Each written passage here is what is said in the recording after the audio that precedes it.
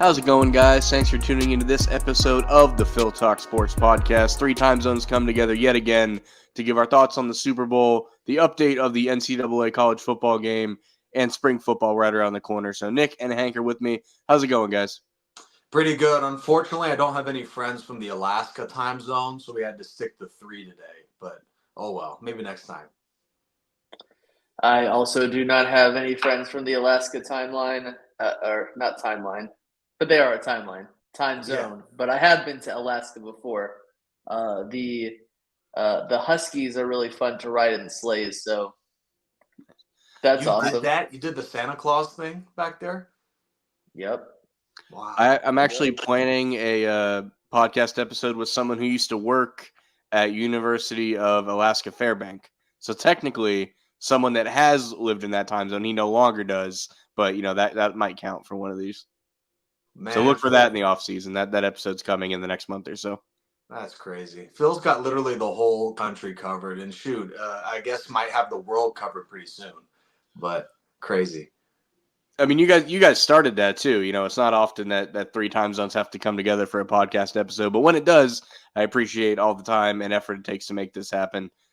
So we are about a week removed from the Super Bowl, and shocker, the Chiefs did in fact defeat the 49ers despite being down 10 points at halftime. Stop me if you've heard that before. Pretty decent game all around. The first half was a little slow, a little sloppy. Turnovers on both teams, really like shocking scenarios. Came down to overtime where apparently one team was a little more prepared for overtime scenarios than others. We'll talk about that in a minute. But at the end of the day, not super shocked how this went down. I kind of said that even though I think the 49ers were the better team, that Kansas City would find a way to win. And I had a lot of Niners fans, especially on the short I made of my prediction. A lot of people coming at my head, insulting me personally, but that's just how the internet works. Sorry that I was right about this, Niner fans, but, and I do feel bad because as me and Hank knows what it's like to lose a Super Bowl, it's still fresh, even though it's a whole 2 years ago at this point. So never fun to do. My condolences to 49er faithful that are out there, but I was not super shocked how this ended up turning out. What do you guys think? Oh yeah, I feel horrible. They should have built a bigger lead, I guess. When you're facing Kansas City, they start playing when they're down by 10. So 10 wasn't enough, unfortunately. This team, San Francisco, was so deep and well-rounded, but unfortunately, they look like a team that wasn't quite as prepared with the punt that got off the guy's foot and the rare McCaffrey fumble, and then the other miscues, Purdy missing a couple of guys for touchdowns. It was just San Francisco played a really good game, and it just comes down to the Chiefs, the more experienced team with the veteran coach and quarterback. They played the slightly better game. It was pretty unfortunate for San Francisco to think a missed PAT, as mentioned, the turnovers, and just like these very, very small miscues were the difference. When you're playing in the Super Bowl, you must be on your game. If you make mistakes in the Super Bowl, usually you will lose that game. If you make more mistakes or you have more miscues than the other team, you usually win or usually will lose this game. Both of these teams had the same amount of miscues. Both of them had the same amount of turnovers. But the big problem, I don't really think, was the fact that the 49ers only had like a 10-point lead in the first quarter, or like in the second quarter, like right before the first half, it was like 10-3. I don't think that was the issue. The issue wasn't the fact that they had a lead and it wasn't a bigger lead. I think that the bigger issue was the fact that in the second half, they had multiple chances to do things with the ball, and they just didn't. They had drives where, they got into Chiefs territory and didn't do anything. They had drives where their defense was stopping the Chiefs. So the way it is, they had multiple chances to win this game. It wasn't just about the miscues. Sometimes you just need to be lucky. Sometimes you just need to thumb around for the right play, for the right situation. Sometimes you need to get a good call, or the officials miss a call or something like that. I harken back to the Eagles Super Bowl, where almost everything went right for the Philadelphia Eagles. Receivers were catching passes, plays were made, trick plays were made. Nick Foles dug into the playbook for the Philly or the Philly special. I don't necessarily think it was as much of the miscues as much as it was the 49ers just kind of puttered out at the end, and the Kansas City Chiefs, they had their second life at the very end. I mean, the Eagles were losing 17-7 against the Chiefs during the season, and they ended up winning the game. So I feel like they could have scored more points, the 49ers could have, but at the same time, they also let the Chiefs back into the game. And you just can't do that in the Super Bowl. You can't do that against Patrick Mahomes. Eagles fans know exactly what that's like. Don't let Patrick Mahomes back into the game. Don't let him have more opportunities. Score the points when you can. If you have to kick a field goal, that's fine. This was one of those games where it was perfectly fine in most situations to just kick a field goal. I agree. I mean, to the Chiefs, you said it best. Like, you can't pass up any opportunity to get points, and they made stops on this team that, like, harkening back to our Super Bowl. Like, if we make one of those kind of stops, we probably win this game. They were making stops like that all over the place, and there was the people are calling it. They're misremembering. It's not just you. I'm not like calling you out, but they were saying it's a missed extra point. That extra point was blocked. So it's, you can't put it all on the kicker, but it's still a point gone that they wouldn't have had. To me, the 49ers performance comes down to three shocking miscues. And I'm going to ask you guys what you think was the bigger shocking miscue. Obviously, McCaffrey had a great game. He still had 160 yards in total offense and a touchdown, but that fumble was very uncharacteristic. So that's number one. Number two is Debo being held to 33 yards, and then George Kittle with 2 catches for 4 yards. So to me, the Kittle thing is the most interesting because when you have a team like this with Brock Purdy, if Debo's not working, you would assume that you maybe try to get Kittle going. Ayuk had a decent game. He made big plays, but they were few and far between. Like, I thought he had a bigger game than he actually did on paper, but Ayuk may have been their most consistent offensive weapon outside of McCaffrey when you take out that fumble. But for me, the Kittle being a non-factor in this game, I think may have been the difference between them scoring a few more points and it being the difference.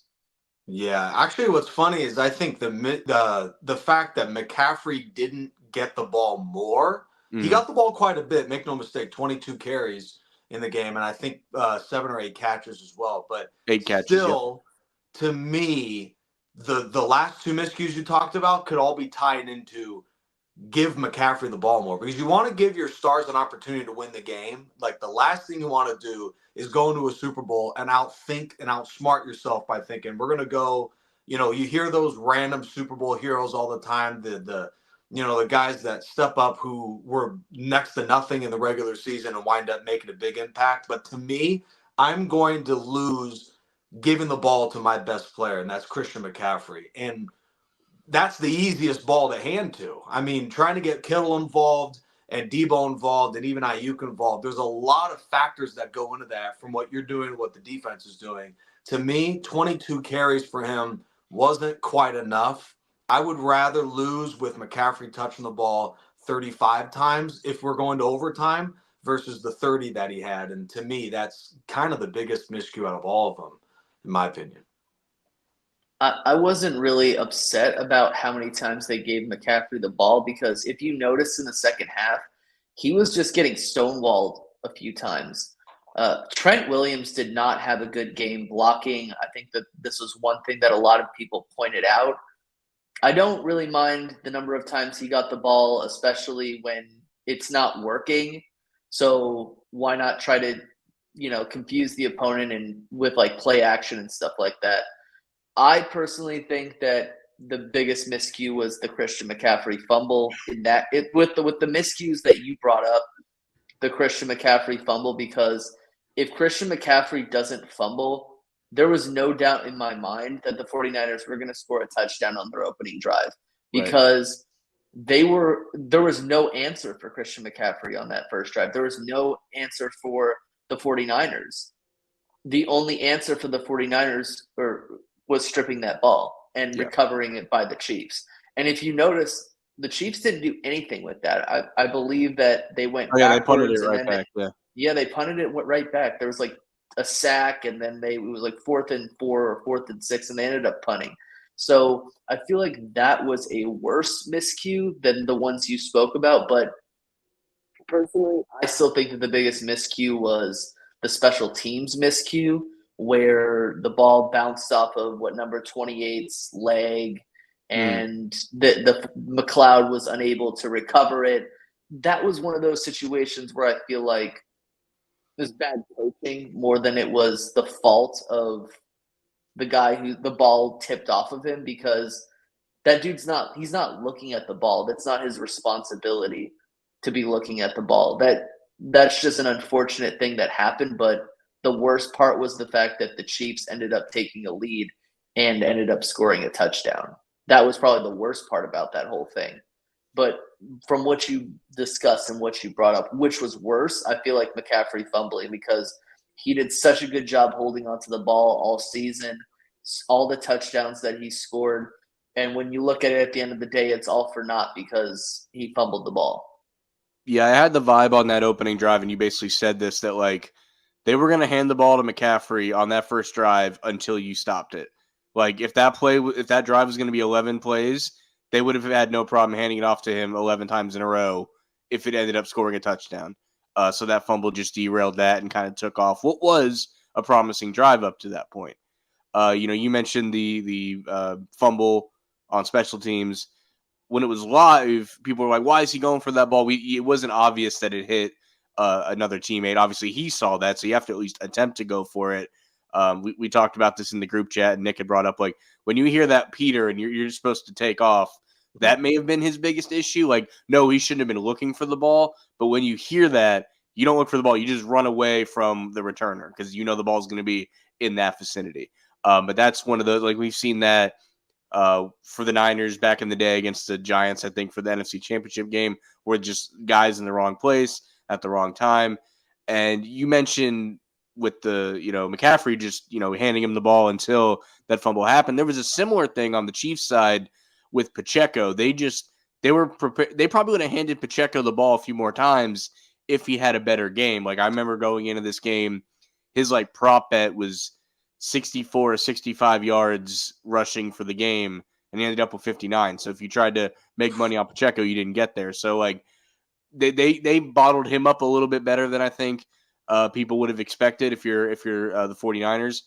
But Nick mentioned, usually there's a guy that comes out of nowhere. He's not the player you expect.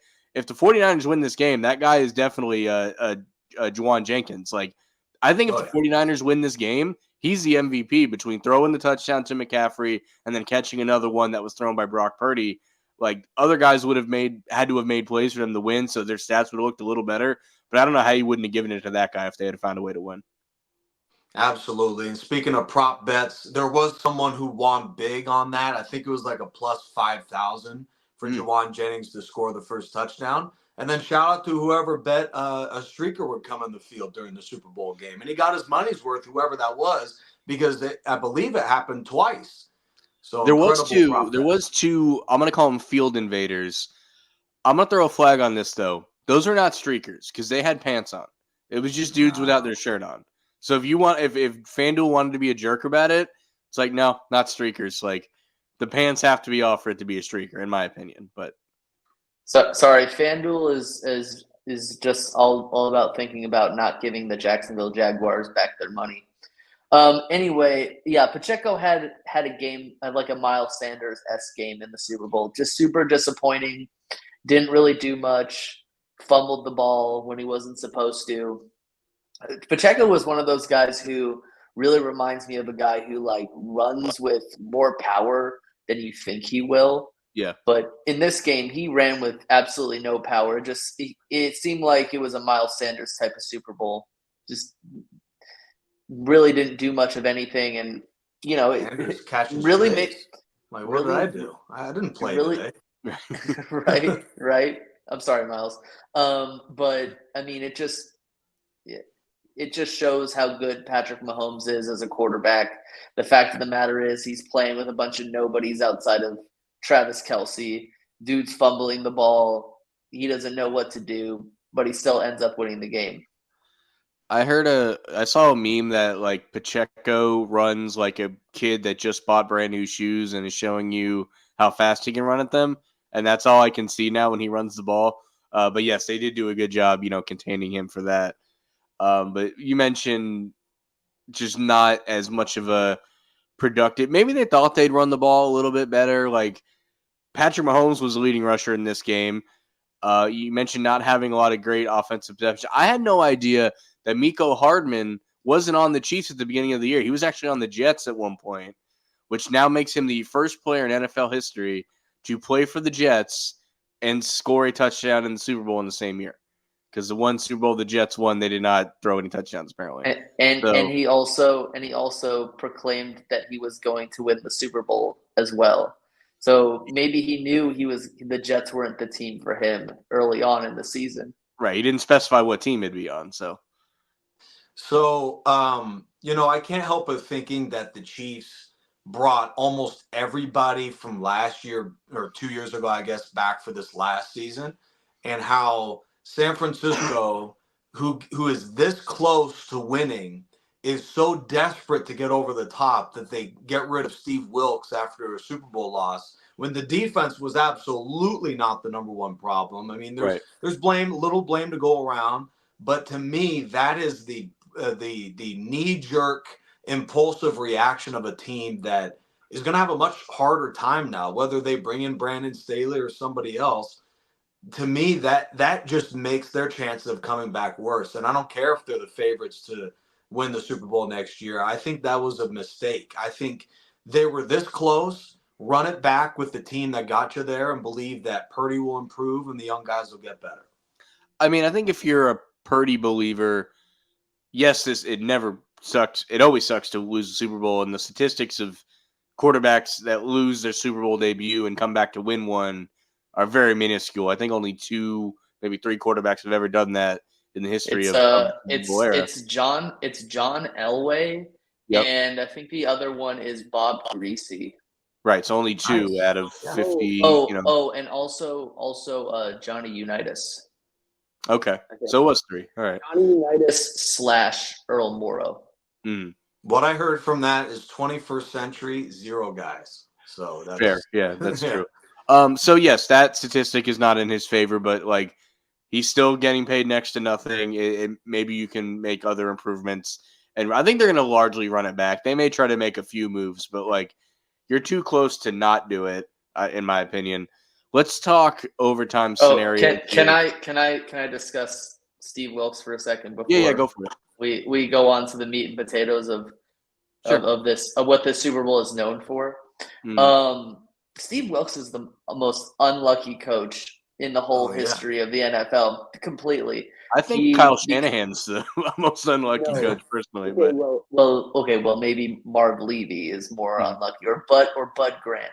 But if you look at this guy, right? He becomes the head coach of the Arizona Cardinals when they're absolutely pathetic. One of the most pathetic teams in the whole. I mean, they still are, but Yeah, but no. But what I'm saying is, like, they were really, really bad that year. What they had a bad first round draft pick at quarterback. The team won like 1 or 2 games, and then he's fired, right? And then he becomes the defensive coordinator for the Carolina Panthers a few years later down the line. And then the head coach gets fired. Matt Rule gets fired. And they make Steve Wilkes the head coach. And the players play behind Steve Wilkes. They believe in him. Wins a bunch of string of games at the end of the year so they don't look completely pathetic. And they end up winning like 6 or 7 games. Like, that Panthers team was not a horrific Panthers team.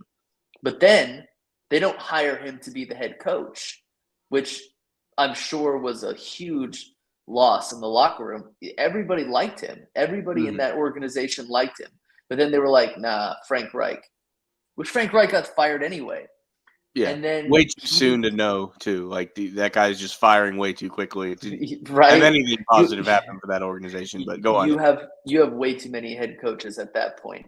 Yeah. And then he gets hired as the defensive coordinator for the 49ers, replacing DeMeco Ryan.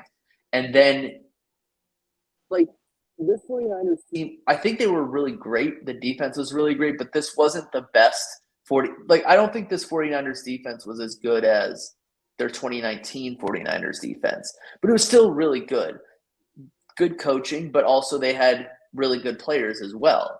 And then they need a guy to scapegoat in the Super Bowl. You're not going to fire Kyle Shanahan. If you fire Kyle Shanahan, you better get ready for Chip Kelly 2.0 or Jim Tomsula 2.0. And then they fire Steve Wilkes because, well, we need someone to blame for the fact that Patrick Mahomes reamed us in overtime. Boom. Right. Super unlucky. Yeah, that's true. You mentioned being reamed in overtime, so let's talk overtime situations. 49ers asked for the ball, which it's told that Juszczyk is getting the front of this, the fullback, because he said, oh, we thought if we got the ball and scored a touchdown, we won. It's like, well, that hasn't been the case in several years. We thought at least both teams got the ball. But as the Chiefs were rolling down the field, taking their sweet time, not worrying about the clock at all, it's down to under a minute, under 40 seconds. And I'm thinking to myself, there's no way that the clock can just hit zero and end the game. And I talk a lot of Tony Romo crap on here about him as an announcer. He's the one that came out and said, for anybody wondering, when this clock hits zero, it's the second quarter of overtime. So that makes me think that, yes, if you manage to go a full 20 minute of game time and your drive's not over, the clock can hit zero on you. That does appear to still be the case, but it's not just after that first 5 minutes. And, the Niners are getting reamed for not knowing that. The Chiefs apparently have been practicing this since training camp. And if the Niners had scored a touchdown and they were going down the field, they were going to go for two. They already knew that, apparently, which is easy to say when you're not in that scenario. So who knows if they were actually going to do that or not. So they are getting crap for this. I certainly didn't know how that timing thing goes. And we were talking about that in the group chat. And Hank, maybe he's just trying to make me feel better, was like, well, you're not an NFL head coach. You don't need to know that. They should have known that. So, like, is the all the hate they're getting warranted, do you think, of this? Like, it was a very unique situation. It's only the second Super Bowl to go to overtime. So this is not super duper common knowledge. And I think it should have been really easy to gain that information at halftime. Like, do they not, at the start of overtime? Like, does the referee not stand there at the coin flip and lay this all out for you? Like, I even if that's the first you're hearing of it, you would at least know what to expect at that point.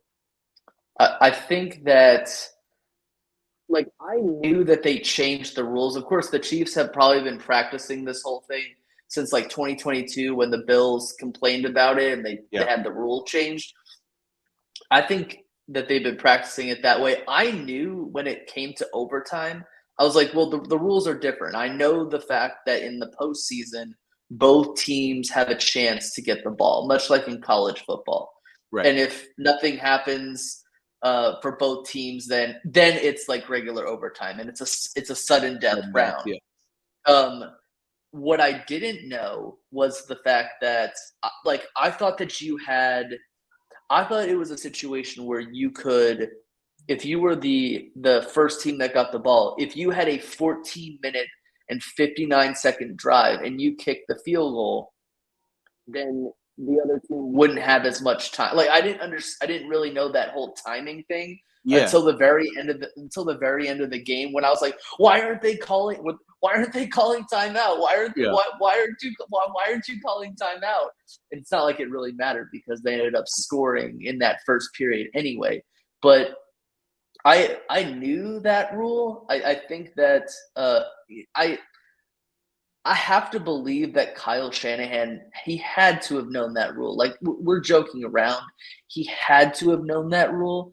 I just don't think he really thought that it was ever going to come into play. I think that that's why like a all-pro fullback like Kyle Juszczyk didn't know that. I just think that he didn't tell his players until it actually happened.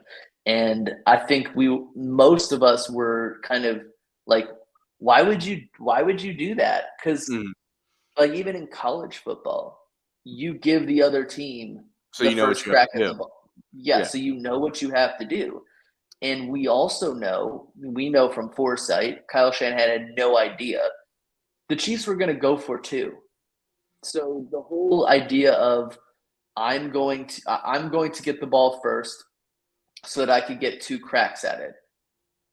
That wouldn't have even come into play anyway because the Chiefs were going to go for 2 and they weren't going to let you get a second drive.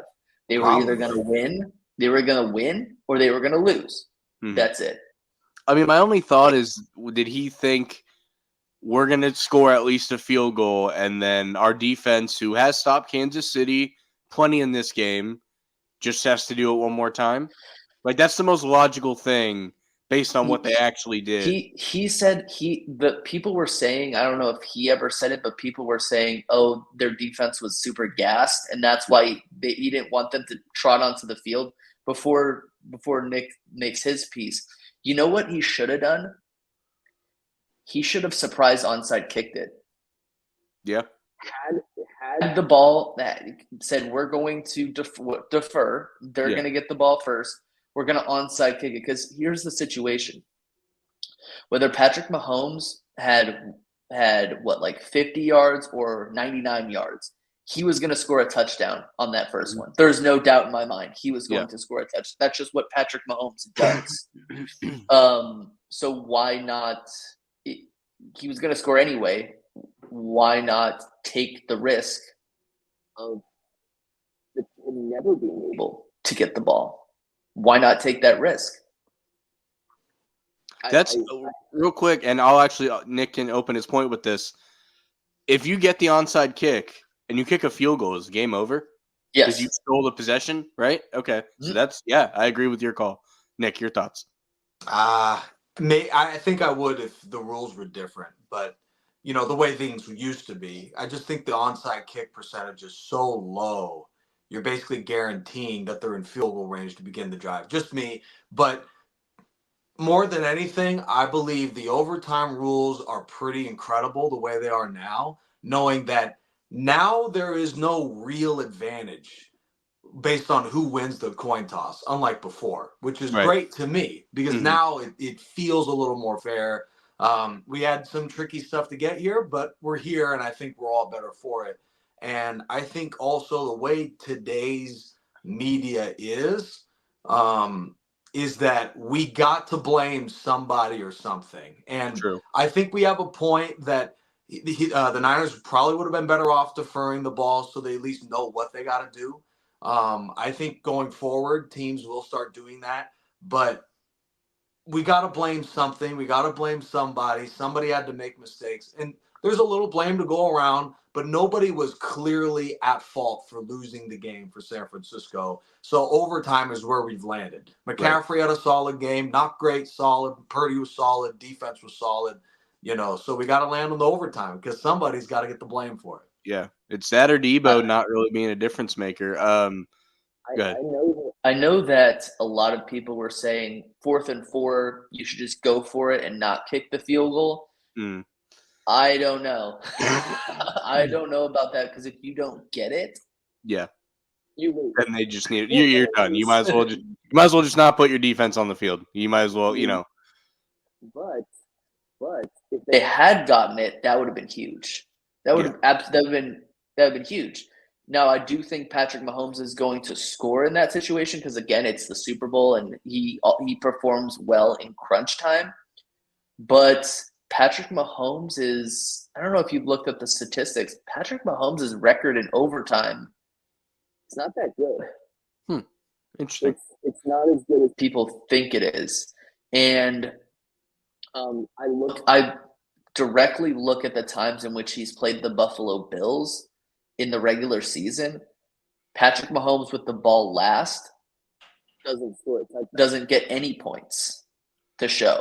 So I do think that I think that if they would have gotten it, it would have been smart. But you can only say that in hindsight. And if you don't get it, you're losing. You're done.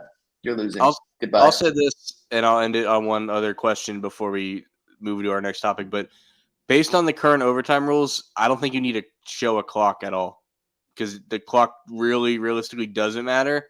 It's just going off of possessions. So I would say if it confuses people, just don't even bother with a clock because it seemed to confuse people. I think people will understand it now that they've seen it once. But if you just want to avoid that confusion in the future, just get rid of the clock. This isn't worse than 28-3, right? This is still like the second worst Super Bowl loss for Kyle. Is it worse than the first loss to the Chiefs? Because I don't think it's worse than the Falcons game. Oh, it's Yeah, not. nah, that was the It's worst not. one. That was probably the worst loss of any Super Bowl loser among top 5 for sure. The Falcons or the other one? Yeah. The But Falcons. is this worse than the first 49er loss to the Chiefs? No, you don't think so? No, Yeah, because probably. they were winning like 20-10 at the very beginning of the fourth quarter. Hmm. Like they were pretty much dusting their hands with the Chiefs. It was over. Yeah, that's a good point. All right, so yet again, congratulations to the Chiefs. That's the third one for the Andy Reid, Patrick Mahomes regime. And that Brady resume that we never thought we'd see get caught up to. I'm not saying it will happen, but the possibility is certainly there, and that's something that'll be fun to keep an eye on, in the next couple years. Now that we've gotten past the, not as important information as who won the Super Bowl, we can talk about while we're all here. EA College Football video game, we finally got a teaser trailer. Now, what did we learn in this trailer that we didn't already know? Absolutely nothing. But what we did get is proof that the game is in fact coming out this summer and a full reveal is coming in May. Now, there was the rumor, and again, I say this all the time, follow Matt Brown on Twitter, only believe stuff that he says when it comes to this game. He had said there was a rumor that on February 15th, schools are going to start just posting that, hey, we're in the game, basically. They were going to have a custom cover, and that was what we were supposed to get. We got way more than that. The schools posting was actually like an afterthought. And I have a list of the schools that have already tweeted about it that I'll read out in a little bit. And some of them might actually surprise people on the podcast. But just the fact that we got it, the commercial was fine. I thought it was funny. Some of the stuff they showed, like this game's out in a few months. This game is like 99% done right now. That's just the way video games work. So I thought it was funny that they showed like stage 2 creations and stuff not colored in. I don't know why they went with that necessarily. It was fun to see, but like, and they just showed like uniforms without people in them and stuff. So like, what they showed wasn't particularly exciting, but just the fact that we got an official. This is what if we'd have had this at the national championship game, people would have lost their goddamn minds. And the fact that they couldn't have gotten this done a month earlier is a little scratching my head for me. But overall, super excited. I got no work done at work that day when this dropped. I don't know about you guys, but just an exciting day for gamers earlier this week. Yeah, a little underwhelming for me too, the commercial, but I think because of the bad rap around EA Sports and the way that the Madden games have been rolling out for the last decade, I think they erred on the side of caution here. They figured the we win as long as we don't show anything. The only way we go down is if we show stuff. Like there's Yeah. no more up from here. People are going to be hyped no matter what, which is I think part of the reason why they delayed the commercial so long. It's look, people are gonna really want this no matter what. Like we have drained the market dry. Like people are desperate for this stuff. So yeah, I can't wait, man. It's gonna be very exciting, and it's great that a lot of schools are involved and a lot of people are involved in this whole project. Yeah, I mean, this is just a game that people have been looking forward to since 2013, the last one that came out. And, the fans of college football are vast and numerous. And I think with the fact that a lot of people have been super underwhelmed by the EA titles when it's come to the NFL Madden, I think people saw NCAA as the kind of game that would outperform Madden. So I think that's something that everyone is looking for.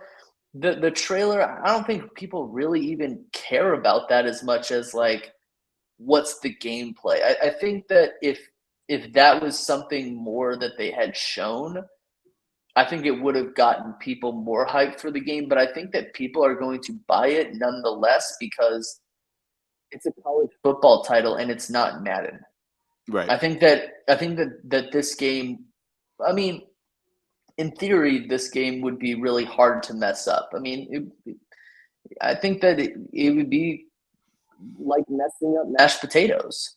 Okay, like first you put in the powder, you add the water. That's all you got to do.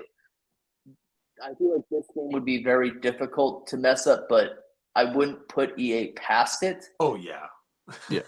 If somebody's and gonna mess it up, it's EA. and it is kind of not a good sign if you are not putting gameplay in the trailer for a video game. Well, this is not a trailer. Let's be honest. This is a teaser. Two different things. So I'll give them credit. But same thing. Like you still like it is a video game. You should show. I agree. Like at least like past video, like past images or past videos of the game. Well, Madden's starting to do that too now. Yeah, Madden used to, showcase their gameplay very early. Now it seems like within the month of the release, they finally show you what it looks like. Well, with the full reveal coming in May, and we've heavily believed that the game comes in July, we're only going to get like hardcore gameplay 2 months before the game comes out, is what it sounds like here. And I get the concept of like, because this happened earlier or last year with the All Elite Wrestling video game, that no matter how much gameplay they showed with the big letters, this is beta footage, this is not a final product, people dissect it and, I like this, I don't like that, da-da-da. When in reality, it don't matter because it's not finished yet. So, it's hard to be realistic with these things. Yes, would I have loved to see one deep pass, one tackle, and one running back making a cut in this trailer? Yes, absolutely. I don't think that was too much to ask. But that being said, some of this commercial I did like. My favorite thing was the first down marker said 14, and then he hit it and said 25. That is at least giving me like, all right. And they've already said that they did bring back people that worked on NCAA 14 to be a part of this team. So, and I've been critical of Madden like everyone else that plays it. If the gameplay is pretty much this year's Madden has been incredibly playable for me. I don't play Ultimate Team. I don't play online. I play like what a 90s kid would play in a sports game. So for that, this year's Madden does it for me. I don't play it a bunch. I might play a game every couple days on my fantasy draft franchise that I'm doing right now. But that's really it. I think the career mode, the single player mode, needs a revamp for sure. So I hope Road to Glory is better than their Superstar mode. But as far as core gameplay, if the college game has the core gameplay, but with all the bells and whistles that make a college game good, I'm all for it. Like, I do not expect this to be a perfect game. This is not a game that they're going to make once. They're going to make, I'm 99% sure that this is a game that's going to be yearly released again. So it's hopefully only going to tweak other things. So just the fact that it's coming, I'm excited about. It's not going to be as good as people think it's going to be, but it's also not going to be as bad as people think it's going to be. It's going to be somewhere in the middle. As long as it's playable, I'm happy. But I'm a realistic person. Not everybody in the gaming space is. Do you think that this game is going to compete with modding of NCAA 14? Not immediately, because the people. So also, it's important to be known. 2 people that do the revamped are on this team. So they actually pulled people from college football. I forget the 2 names of the people. But like I'm on these message boards, I'm in these Facebook groups, and there's people that are like, we've worked too hard to keep this game going for us to just jump ship. So people have a loyalty to Revamped. I think it'll take some time. Some people will immediately jump to it, but it won't be a clean jump for that community. That community is not big, but it's really passionate. So to answer your question, no, I don't think it will right away. But I think once people realize, like, no, it's safe. It reminds me of like when the Ravens went to Baltimore and like Colts fans didn't know if it was okay to be a Ravens fan. And then Johnny Unitas showed up in a Ravens jersey basically saying it's okay to cheer for these guys. I think it's going to take those guys that worked on Revamp that also work on this to be like, this is the future of what we were doing. Come play. So that's my opinion there. So I think it actually might, because I think what we are mad about with Madden is, like, we don't know exactly what the issue is, but we just know there's a lot of details that got smoothed over. And what I'm trying to say is, I'm looking all throughout, not quite the message boards like Phil, but just like the general Twitter conversation. And EA Sports is releasing like Virginia Tech's theme song that they put into the game, and like the minor details of the elephant for Alabama, and just these very, very minuscule details. And to me, that's what Madden misses a lot. Like, the graphics are great, most of the time. And, like you have every celebration you could ask for. Now you have the coaching tree and all that. There's just little random details that we don't quite know exactly what all's missing, but they're missing. There's a level of detail not there. I think if there's detail in the game, maybe it's a little, first year, it's a little glitchy. Maybe, it's not quite put together. Not every team's in the game. That's also another thing that they were talking about. But if the details are there, I think people are going to love it. And I'm certainly going to love it if I hear all the songs I want to hear and all the little bitty things that was in 14. Yeah, I think there's more little details in college sports than pro sports. So the little details to me matter more in a game like this. I would like to see more of them in Madden, but it's less of a big deal than it would be in this game. To me, it's not about the details. It's, can it play? And that's going to be number one. Physics respected. But with college football, I'm not as worried about that, because we're always so used to seeing physics not be respected in college football, like even in the real game. Like, we're not, like, these kids are just like freak athletes playing against dudes who are going to end up becoming like car salesmen and like insurance salesmen. You know what I'm saying? So it's like, I'm not as worried about physics as much. Like, it'd be great if physics was respected. And I agree with you that this game will be a lot more difficult for EA to mess up. Just make sure you bring back Road to Glory. Make sure you bring back Dynasty Mode. Make sure that, you have all these teams and all these players and all these coaches. I think the one thing that the past NCAA games missed on was the fact that they were all generic coaches. Like, there was one guy who was skinny and bald and one guy who was more heavy set. And those were the only two coaching models that they had in the whole game. Right. It would be great to see them expand it. I think that Madden and NCAA, what we want to see are two completely different things, because the fanfare is just completely different. I feel like if the gameplay isn't as good in NCAA, I guess I'm just talking myself into this.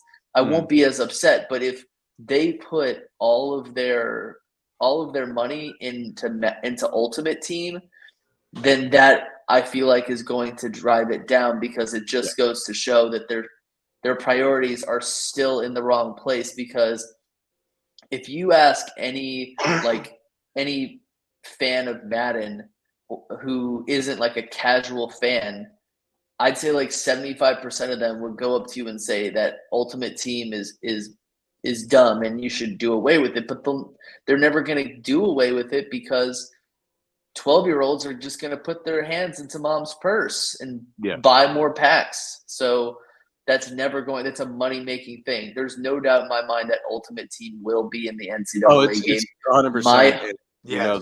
My hope is that they put more into the other two modes. And if they're going to feature Ultimate Team, make sure the other two modes are featured just as high, because most fans of the college football series, that is what we want to do. We want to make our own program. We want to build it up. Hopefully, you're not an Alabama fan because there's no building up in that situation because your team is already built. Alabama or Georgia. No one had any idea that we could win the championship, and then They thought we were going make sure 6-6 this year. and then make sure that you put all that energy into Road to Glory because everybody loves Road to Glory. I would love for them to expand the positions in Road to Glory, finally be able to play as a tight end. That would be so awesome.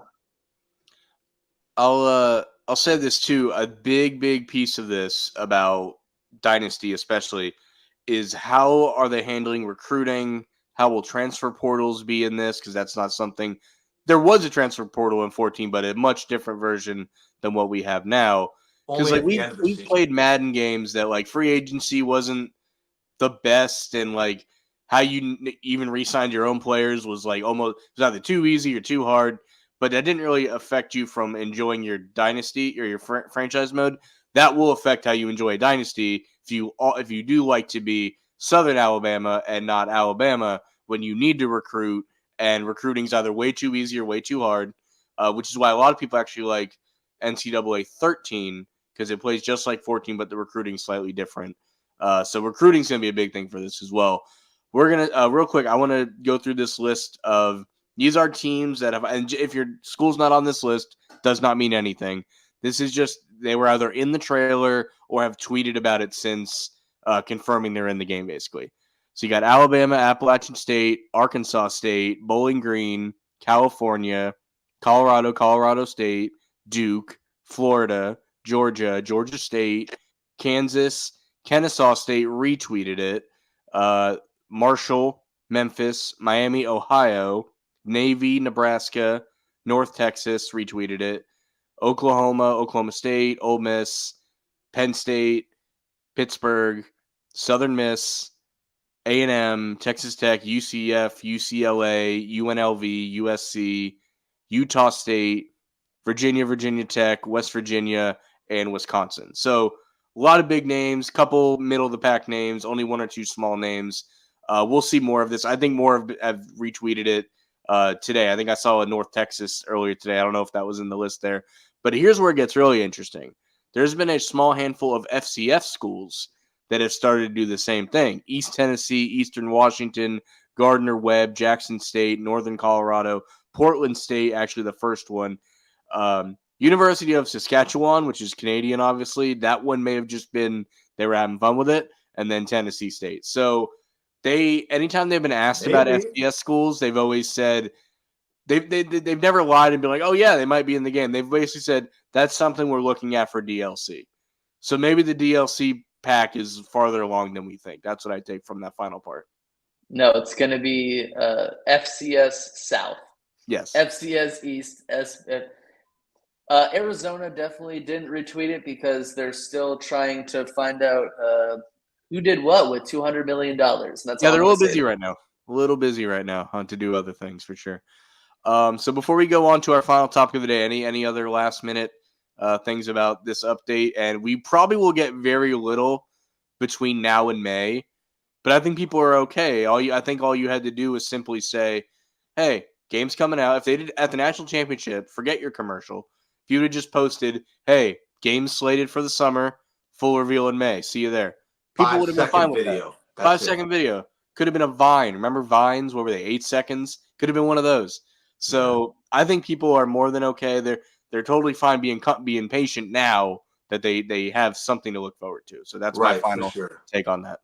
The only reason why people wouldn't be patient is because of the track record with EA. But if you were to just sit down and think, okay, when they announce that they're going to go into this project, would I choose a great game with a great foundation, unlike Madden, which is just building on itself, and the amount of glitches and delays is obnoxious. To me, the Madden 24 is not quite as playable as Phil says because of the delays and the glitches and stuff like that. But, they did put in some good features. But anyways, back in the day, years ago, if people were to say, I want the game now that's not quite put together, or a finished product with a better foundation for a longer future, but you got to wait a couple years. We'd rather have that, and that's where we're at right now, where I think the delay means that they're going to do a better job and it'll be a better long-term product. I mean, I was quick to say when they first announced it and they were like, "Oh, it's going to be a reskin of Madden." I'm like, I get why you think that, but a reskin of Madden ain't taking 3 years to make.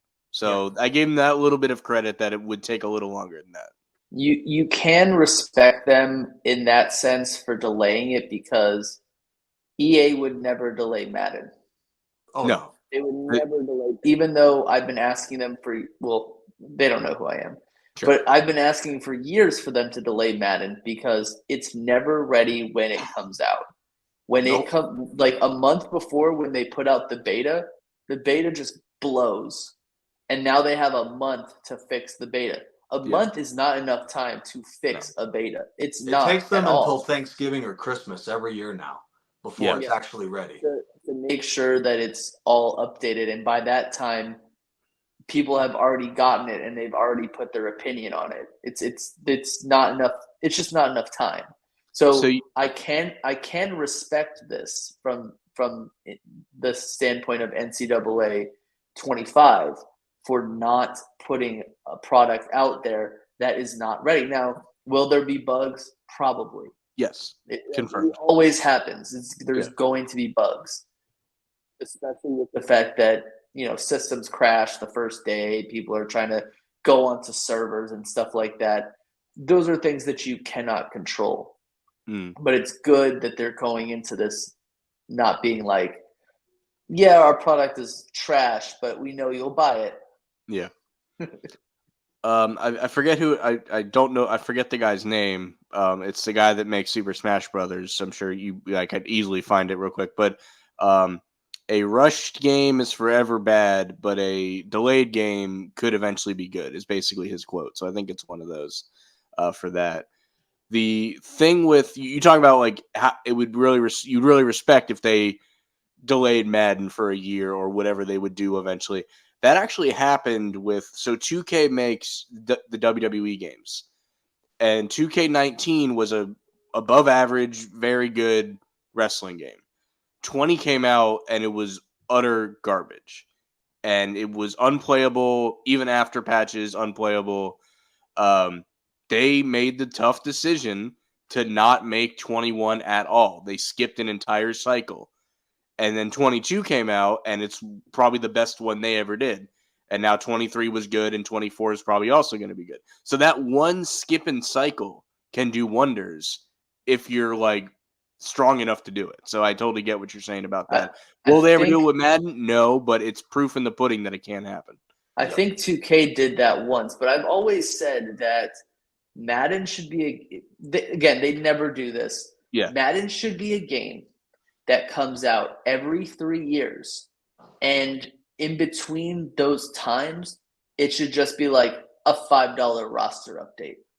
Oh, it'll be $29.99 roster or updates, but still, like, it'd be cheaper than getting a whole game. Yeah, season schedule update or whatever. Yeah. Like the players, the coaches, the schedule. That's what it should be. Mm-hmm. And so in that case, they have 3 years to make a quality game. Where in this case, they don't. Yeah, they're like I agree. That would be cool. Big procrastinators. The only negative, I think, is you'd only get 2 or 3 in per, like, console cycle, which would scare them, I think. But I mean, in general, it's great. It's a great idea. The one silver lining, I guess, we're carrying on here. The one silver lining to me is this is an opportunity for them to go, all right, we'll try out some new features on this NCAA game for Madden in the future. This could be a way for them to improve the game without having to skip to do it through. Yeah, that's true. So that was really those two topics were really the meat and potatoes of today's episode. We are going to talk about one quick thing here at the end. For those of you that may be thinking, Super Bowl's over, not going to have football, maybe you don't like basketball. Happy All-Star Weekend, by the way, to those that celebrate. Maybe you're not a baseball person. Pitchers and catchers have reported starting last week. But you're like, man, I'm going to miss football until, the preseason. That's not true, because we are going to have spring football again, the UFL. We touched on this very briefly several months ago when the XFL and the USFL were talking merger. The merger did, in fact, go through. So we are going to very quickly here just let you see what